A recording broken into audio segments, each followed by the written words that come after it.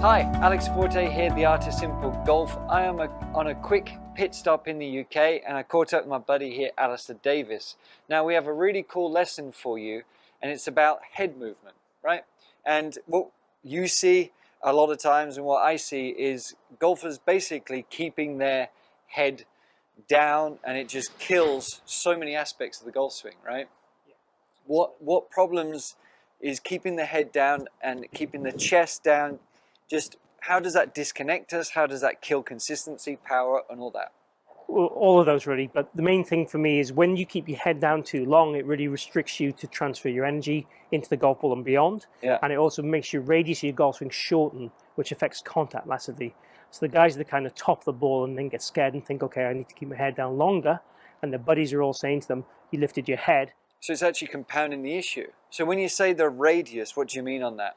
Well, if you imagine if you have your radius at the start of your golf swing from kind of your left shoulder to the club head, and it's obviously resting on against the floor, if my radius was to shorten by my arms bending, the club then raises up from the ground. Well, we've changed from, like, we're starting out in this position. So as soon as you alter that, even by, I mean, like a centimeter, your shots are affected drastically, aren't they? Obviously, you could bend over more when you're swinging and make that radius back up. Someone like Lee West would kind of do that. His arm bends. Well, we all, as kind of humans, adjust to our task a little bit, don't we? But when we have these overcompensations, it makes it harder to repeat, especially if you're not practicing 6 hours a day.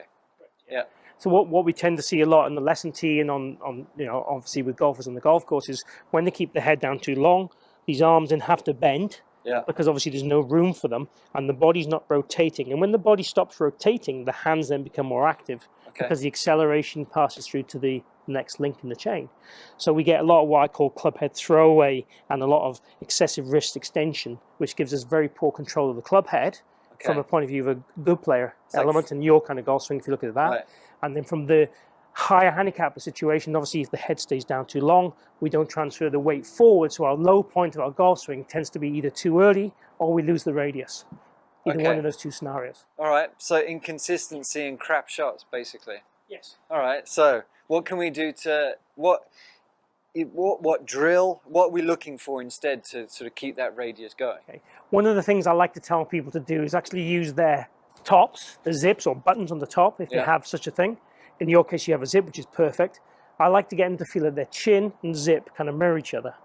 So when they're hitting the golf shot, if I stand to the side here, as I'm swinging through, I want to try and get my chin and zip to match each other and marry each other during the shot. So the drill would be a kind of half-powered swing and try and get the chin and zip to follow each other. As if they're connected. As if they're connected. And they're moving at the same pace and time. So instead of being like here where we've got separation, and this is something I do, and it's something you've kind of discussed with me. It's like, I don't know why I do it, but it's something I do. Maybe it comes from tennis a little bit, but even with tennis, I would have sort of stood up. So I still think it comes from the, you know, the incorrect natural tendency we all have is to like hit at the ball and kind of just stay down it in that way.